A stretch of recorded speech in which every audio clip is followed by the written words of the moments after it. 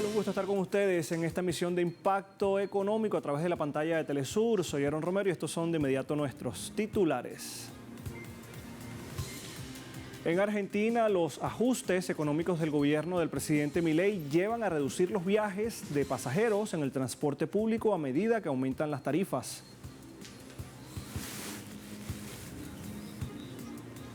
En nuestro expediente económico estaremos abordando cómo la economía alemana vislumbra un panorama sombrío. En nuestro recorrido digital, Sudáfrica registra récord histórico de turismo internacional.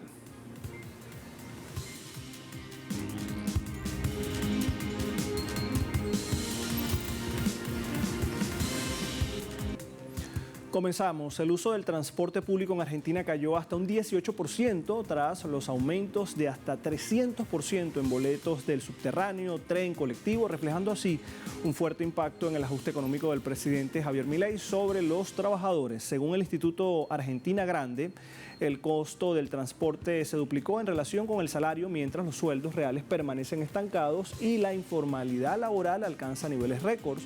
La familia destina en la actualidad una porción creciente de sus ingresos a gastos básicos, desplazando el consumo de alimentos y medicamentos. La suba de tarifas, parte de la política oficial de liberación de precios, profundizó la desigualdad social, afectando sobre todo a los sectores medios y bajos en Argentina. La contracción y el uso del transporte reflejan así una realidad alarmante. La libertad prometida por el modelo neoliberal se traduce en la práctica en la imposibilidad de costear el derecho a la movilidad. Mientras tanto, en Venezuela, las tierras fértiles dedicadas al plátano o al cambur, como se le dice en esta nación, no solo es un pilar fundamental de la gastronomía venezolana, también es una fuente de empleos que genera dinamismo a la economía local y nacional. En las fincas del estado Aragua, en el centro de Venezuela, miles de familias cultivan con esfuerzo y también con orgullo un producto que ya suena en mercados internacionales. Álvaro Fragua con el informe. Entre las condiciones óptimas de sol y humedad, el plátano y el cambur se han convertido en el corazón de la economía de Santa Cruz de Aragua. Detrás de cada fruto hay una comunidad organizada que vive de la tierra y en ella ha encontrado futuro. Todo el personal es al contorno, están cerca aquí en la finca, todas son del pueblo, de distintos municipios, unos de Linares Alcántara, unos de Lama, unos de Mariño y unos hasta de Sucre. Tenemos actualmente personal directo, 70 personas, y indirectos llegamos como a 120. Cada racimo requiere de un cuidado preciso. El corte se convierte en arte. Los campesinos aprenden desde jóvenes a cortar, limpiar y seleccionar la fruta, respetando los ciclos de la naturaleza. Es un trabajo duro, pero lleno de orgullo. Cortar el racimo que ya está listo de la cosa. Dale, explícame cómo lo vas a hacer. Esto se le va a cortar las hojas para poder cortar el racimo. La cabulla aquí, el catillo. Todas las hojas. Y viene a cargar el campo. Se corta alto para que esta mata es la que va a alimentar el hijo que viene saliendo, que ese es para el segundo corte. En las fincas, las mujeres también son clave. Su trabajo y alegría hacen de la cosecha una tarea colectiva, donde la producción se mezcla con la vida cotidiana y los lazos familiares. Sí. Bueno, son casi mi familia porque trabajo con mi suegra y mi cuñada. Y sí, aquí nos distraemos y contamos chistes, el chisme y todo. Hablamos de todo un poquito. Una vez cortado, el plátano se lava y se prepara para su distribución en todo el país, pero también en Curazao, Aruba y Bonaire. Con una producción semanal estable, los trabajadores ya piensan en el próximo paso, la exportación mundial. Estamos preparados porque tenemos un ciclo, llevamos un ciclo donde semanalmente tenemos cosecha, y así podemos durar. Ya tenemos una programación para 3, 4 años y si seguimos en la continuidad, bueno, duraremos con el favor de Dios mucho más tiempo. Por el manejo que hemos hecho y de la calidad de fruta que estamos ya hoy día cosechando para el nivel nacional, estamos ya preparados para exportar esta fruta a nivel mundial y abrir nuevos horizontes de este buen trabajo y buen manejo que hemos logrado. Un reto lleno de perseverancia y ambición que desde Telesur seguiremos muy de cerca. Por otra parte, el cierre de gobierno en Estados Unidos ha llegado este miércoles a su día 36, convirtiéndose en el más prolongado en la historia del país. La situación afecta la vida de millones de ciudadanos debido a los recortes en programas federales y a la falta de pago a los trabajadores del gobierno.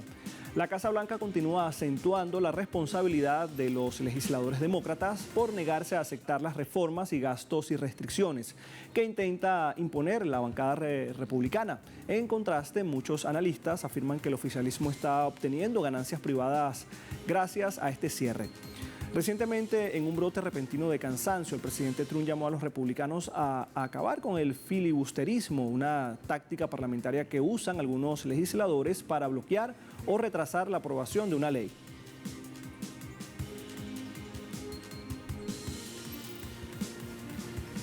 Y precisamente en Estados Unidos hoy será un día clave, ya que la agresiva política de aranceles del presidente Donald Trump suma 90.000 millones de dólares conseguidos por las nuevas tarifas y la estabilidad de las relaciones.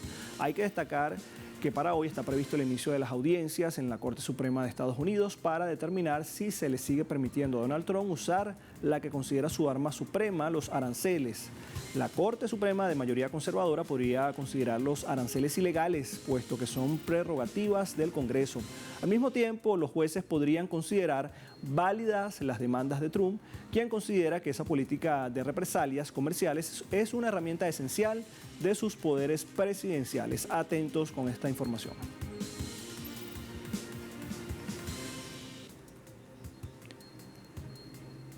Expositores internacionales han compartido sus expectativas tras la octava exposición internacional de importadores de China, que inició expresando una gran confianza en el mercado chino y destacando también el papel del gigante asiático como centro de innovación y apertura.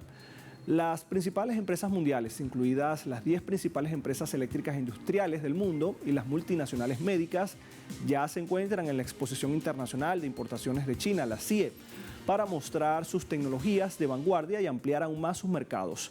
La octava CIE se celebra en Shanghái del 5 al 10 de noviembre y hay que destacar que la exposición forma parte de la primera feria de nivel nacional del mundo dedicada a las importaciones. Empresas de un total de 123 países socios de la Franja y la Ruta han confirmado su participación, lo que supone un aumento del 23,1% con respecto al año pasado.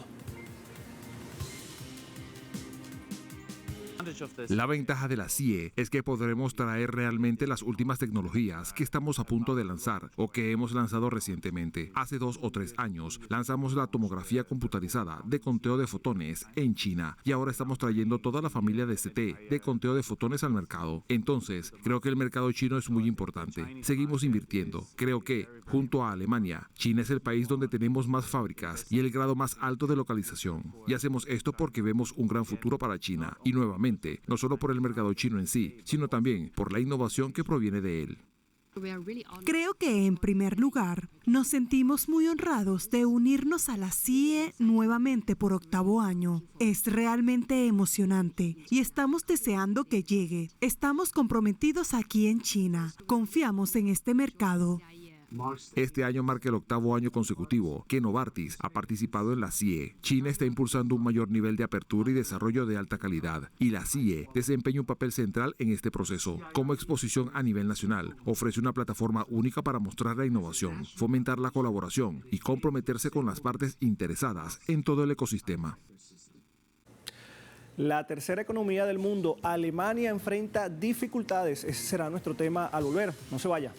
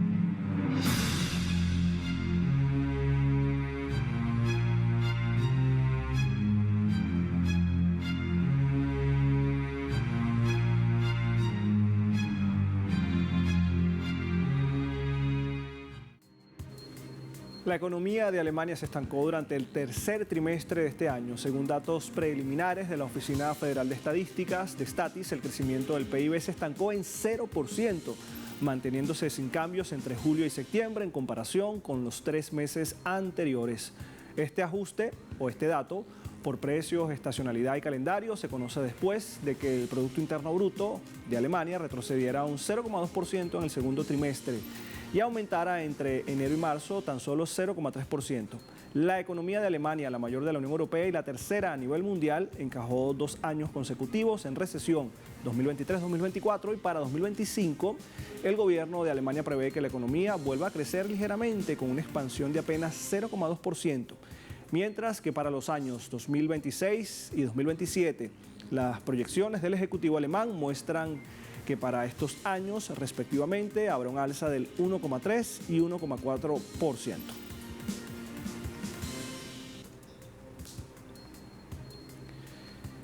Y según el diario alemán Bild, la situación económica alemana atraviesa la crisis más larga y también provoca graves tensiones. Así lo ha destacado el canciller del país. Cabe señalar que la situación actual genera tensión, ya que la economía alemana vive la crisis más larga hasta la fecha. En particular, desde principios del año 2023, las empresas han comenzado a producir menos bienes y los indicadores económicos siguen cayendo. En agosto pasado, la tasa de desempleo alcanzó los 3 millones de alemanes, la más alta de los últimos 10 años.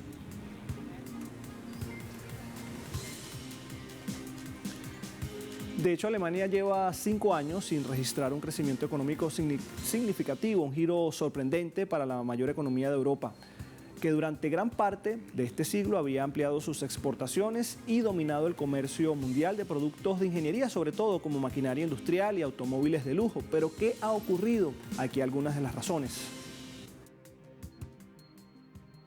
Una de las principales razones que han llevado al declive la economía alemana ha sido el desprendimiento del gas ruso, lo que supone un adiós al gas considerado económico. Y es que los ciudadanos en Alemania pagan hasta un 82% más por calentarse en 4 años tras dejar la dependencia del gas ruso. Es preciso indicar que en Alemania lo habitual es que la calefacción sea un gasto incluido en el alquiler, pero ese coste se paga en base a una estimación. Si esa estimación ha sido demasiada o insuficiente, al final del año el inquilino debe recibir lo que pagó de más o pagar lo que le falta para saldar la cuenta.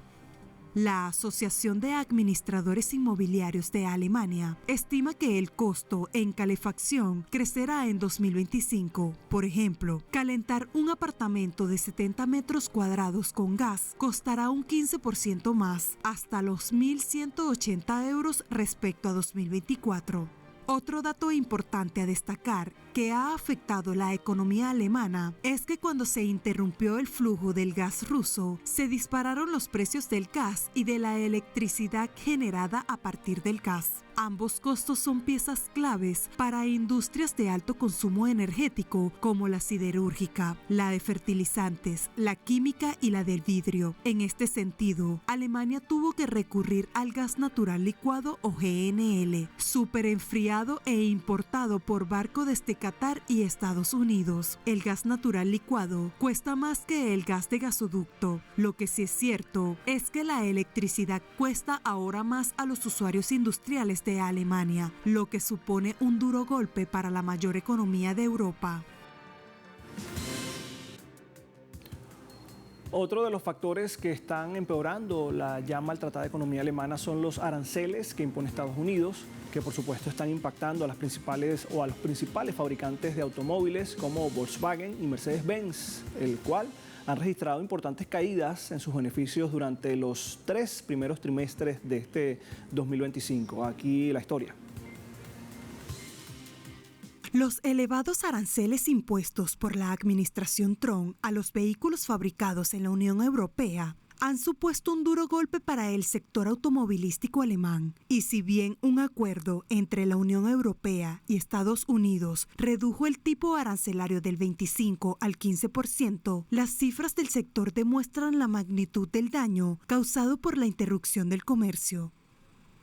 Volkswagen declaró en su informe financiero recientemente que el aumento de los gravámenes de Estados Unidos supondrá una carga adicional de hasta 5.000 millones de euros para la compañía este año. Hay que señalar que los beneficios del gigante automovilístico durante los primeros 9 meses del año cayeron un 58% interanual, hasta los 5.400 millones de euros. Asimismo, sus ventas en el mercado norteamericano disminuyeron un 11% en los 3 primeros trimestres, como consecuencia del impacto de los aranceles. Al mismo tiempo, Porsche, la filial de autos deportivos de Volkswagen, registró una drástica caída en sus ganancias operativas, alcanzando apenas los 40 millones de euros en los 9 primeros meses del año, una disminución considerable respecto a los 4.000 millones de euros del año anterior. Por su parte, Mercedes-Benz anunció el miércoles una ganancia neta de 3.880 millones de euros en los primeros 3 trimestres, lo que representa una disminución de alrededor del 50%. De igual forma, sus ventas, ingresos y ganancias de automóviles disminuyeron durante este periodo. Según un informe de la compañía, indicó que hay una gran incertidumbre generada por las políticas arancelarias estadounidenses y otros factores macroeconómicos que continúan tambaleando esta industria.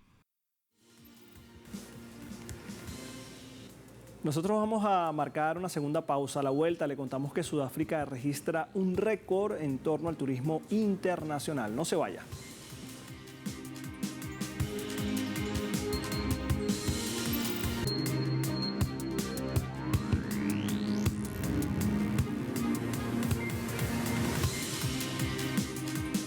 Avanzamos ahora con la información a través del recorrido digital. Lo hacemos con la agencia Prensa Latina, ya la va a tener desplegada en pantalla y destaca datos sobre el turismo internacional en Sudáfrica, que alcanza niveles récords. Entonces, en la nación africana recibió más de 1 millón de turistas de enero a septiembre de este año, para confirmar así la recuperación total del sector como motor económico. Así lo informó durante la jornada la ministra de Turismo, Patricia de Lille.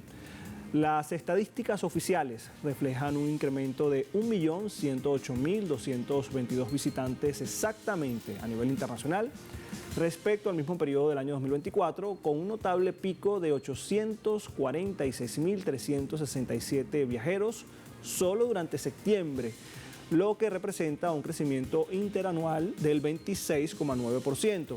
Esto resulta acorde con los datos suministrados por el Ministerio sobre todos los mercados emisores, que mostraron significativos avances. Desde África destacaron, por ejemplo, los visitantes de la República Democrática del Congo, Nigeria y también Kenia. Mientras los mercados aéreos regionales crecieron 28%. De otro lado, Europa registró un alza del 29%, impulsada por turistas que llegaron desde Reino Unido y también desde Alemania. Avanzamos con Actualidad RT. Russia Today destaca lo siguiente: China suspende arancel adicional del 24% a importaciones de Estados Unidos. El gigante asiático decidió suspender el arancel adicional del 24% sobre mercancías estadounidenses importadas desde el 10 de noviembre y por un periodo de un año. Así lo anunció durante este miércoles la Comisión de Aranceles Aduaneros del Consejo de Estado del gigante asiático de China. Al mismo tiempo, el arancel adicional del 10% sobre dichas mercancías se mantendrá vigente, lo precisó así el ente oficial. Desde el organismo explicaron que este ajuste de medidas arancelarias se lleva a cabo con el fin de implementar el consenso alcanzado en las consultas comerciales entre Beijing y Washington y de conformidad con los principios básicos del derecho internacional y la legislación de China. Y para cerrar nuestro recorrido digital lo hacemos con TV BRICS. Belarus y Kazajistán firman contratos por más de 90 millones de dólares tras su primer foro agrario.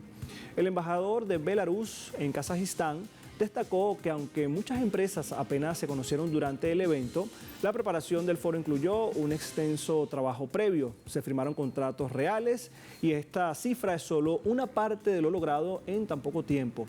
El monto final será aún mayor, así lo subrayó el diplomático. Igualmente, el embajador explicó que la idea del foro surgió tras conversaciones con agricultores kazajos, quienes, según dijo, desconocían los avances del sector agrícola de Belarus. Cada país ha progresado en diferentes direcciones y necesitamos mostrarnos mutuamente lo que hemos conseguido, así lo ha señalado.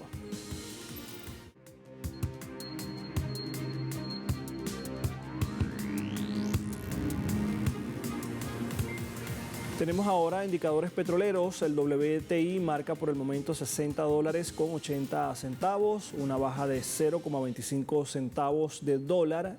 El barril de Brent de referencia en Europa se ubica en $64.65, con una baja de 0,24 centavos de dólar. Y el crudo de la OPEP se ubica en $66,49, con una baja también de 0,23 centavos de dólar.